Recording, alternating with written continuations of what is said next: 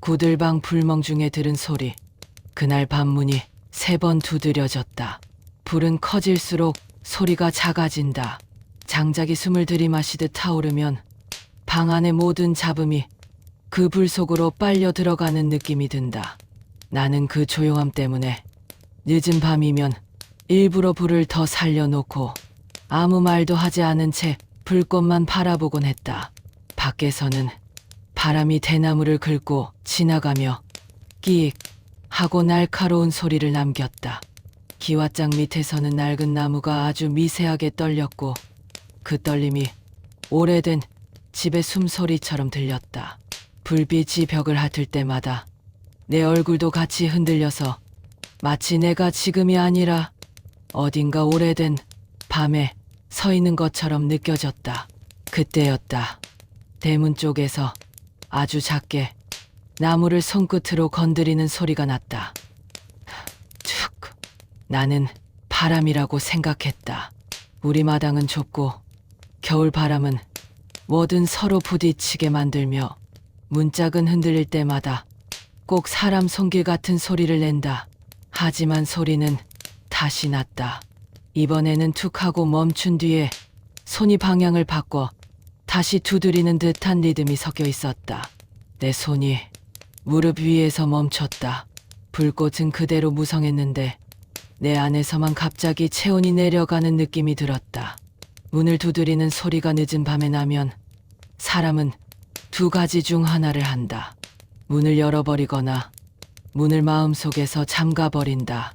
나는 그날 밤 2번째를 선택하려고 일부러 자리에서 일어나지 않았다. 3번째 소리가 났다. 이번에는 망설임이 없었다.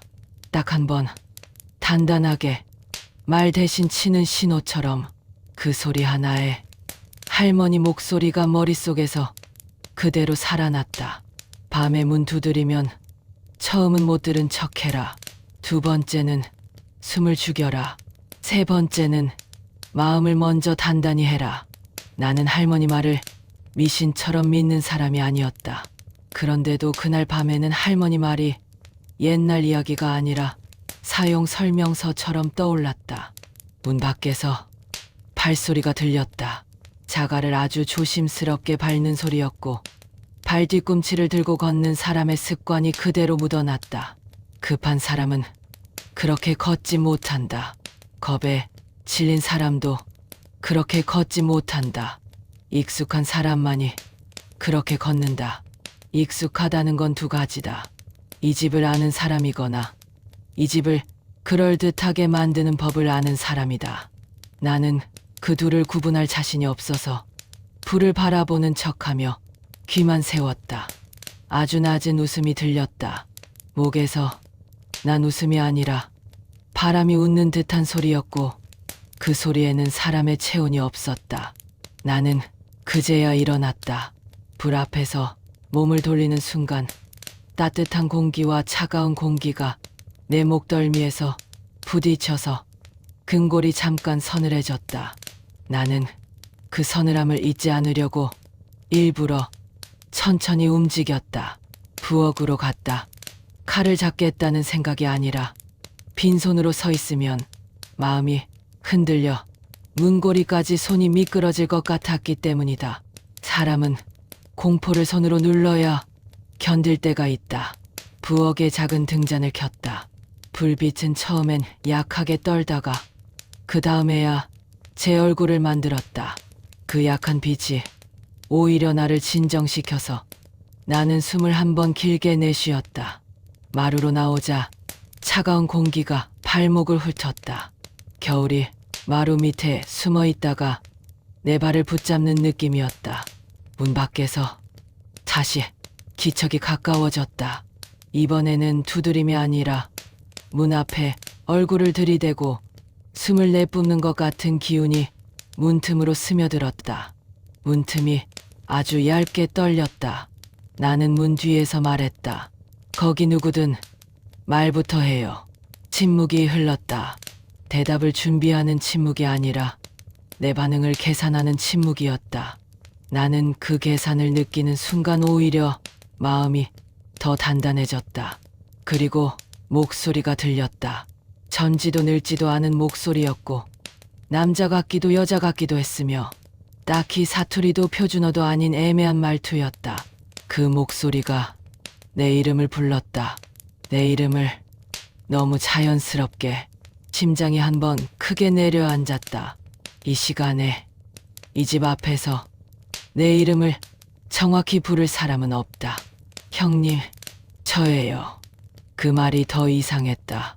나를 형님이라고 부를 사람은 내 동생뿐인데 동생은 몇 해 전 도시로 떠난 뒤로 연락을 끊었다. 사람은 멀어지면 호칭부터 잊는다. 그런데 그 목소리는 너무 능숙하게 호칭을 꺼냈다. 내 손이 문고리 쪽으로 미끄러지려는 걸 느끼고 나는 다른 손으로 손목을 눌렀다. 익숙한 호칭은 몸을 먼저 움직인다. 무슨 일로 왔어요? 나는 최대한 평평하게 말했다. 목소리가 흔들리면 문은 이미 반쯤 열린 것이다. 문 밖에서 숨소리가 조금 커졌다. 형님, 급한 일이 생겼어요. 급한 일이라는 말은 밤에 더 무겁다. 사람은 급한이라는 단어를 들으면 그 다음 내용을 듣기도 전에 마음부터 문 쪽으로 당겨진다. 그 자리에서 말해요. 나는 문에서 한 발짝 떨어진 채 말했다. 잠깐의 침묵이 흘렀고 목소리는 곧바로 말을 바꿨다. 형님, 너무 춥고 손이 얼어서 잠깐만 들어가서 얘기하면 안 될까요? 부탁치고는 너무 정중했고 정중함치고는 너무 빠르게 준비된 문장이었다. 진짜로 추운 사람은 말이 짧아지고 진짜로 급한 사람은 이유부터 던진다. 그 목소리는 감정을 흉내내고 있었다. 문은 안 엽니다. 나는 딱 잘라 말했다. 그 말이 내 입에서 나왔다는 게 나도 낯설었다. 문 밖이 조용해졌다. 바람만 대나무를 긁었고 그 소리가 마치 누가 이를 갈며 웃는 소리처럼 들렸다. 그리고 갑자기 내 어린 시절 별명이 불렸다. 어머니가 집에서만 부르던 이름이었다. 그 이름은 내가 어머니를 떠나보낸 뒤로 내 귀에 다시는 닿지 않았던 소리였다. 숨이 멎었다. 사람의 가장 약한 곳은 돈도 아니고 체력도 아니다. 내가 나였던 시절의 이름이 가장 약하다. 나는 문 앞에서 대화를 이어가면 끝내 문고리를 잡게 된다는 걸 알았다. 그래서 나는 돌아서서 구들방으로 다시 들어갔다. 문에서 멀어질수록 나는 나를 되찾는다. 불 앞에 앉아 불꽃이 더 크게 보였다. 불은 내가 돌아온 걸 아는 것처럼 장작 사이에서 붉은 혀를 길게 뻗었다.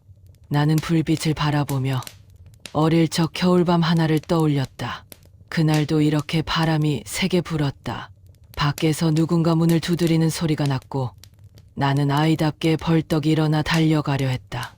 그때 할머니가 내 손목을 잡아당기며 낮게 말했다. 3번이다. 나는 그 말이 무슨 뜻인지 몰랐고 할머니는 설명 대신 내 귀에만 들릴 정도로 속삭였다. 처음은 바람이야. 2번째는 사람이고 3번째는 이야기가 된다. 그날 밤 이후로 동네에서 한 사람이 사라졌다. 어른들은 실종이라는 말을 싫어해서 대신 멀리 갔다고만 말했고 아이들은 더 무서워졌다. 숨기는 이야기는 언젠가 가장 조용한 밤에 가장 큰 소리로 돌아온다는 걸 나는 그때 처음 배웠다. 현재로 돌아오자 문 밖에서 또 다른 소리가 났다. 이번에는 두드림이 아니라 마당을 가로질러 달리는 소리였다. 자갈이 크게 튀었고 누군가 미끄러지며 넘어지는 둔탁한 소리가 뒤따랐다. 그리고 아주 짧은 비명이 났다. 비명은 사람을 움직이게 만든다. 나는 그 비명에 반사적으로 몸이 문 쪽으로 기울어지는 걸 느꼈다. 그런데 내가 한 걸음만 옮기려는 순간 비명은 뚝 끊겼다. 마치 누가 비명을 꺼버린 것처럼. 곧이어 낯선 노인의 목소리가 들렸다. 울먹이는 목소리였다. 문 좀 열어줘요. 늙은 사람이 도움을 청하면 사람은 본능적으로 문을 연다. 그 본능을 부정하는 순간 내가 사람이 아닌 것 같아지기 때문이다.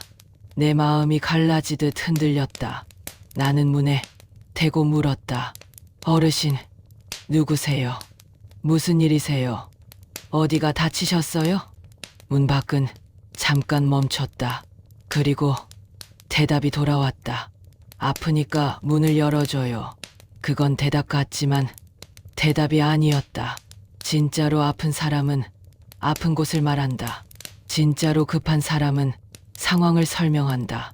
그 목소리는 문을 열게 만드는 문장만 반복하고 있었다. 나는 속으로 결심을 다시 세웠다. 문을 열지 않으면 누군가 다칠지도 모른다. 문을 열면 내가 무너질지도 모른다.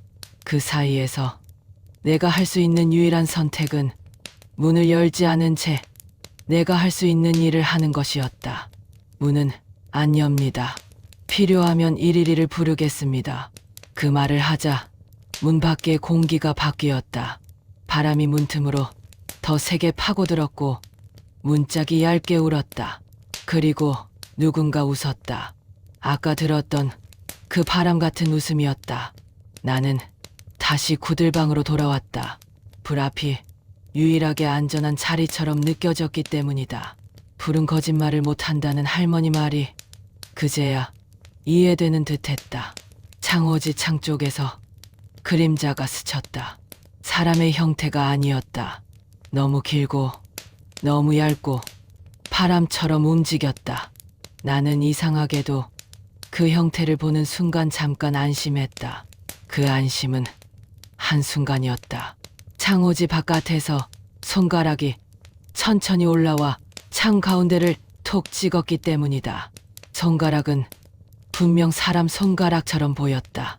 그리고 다시 톡 찍었다. 바깥에서 목소리가 낮게 말했다. 봤지?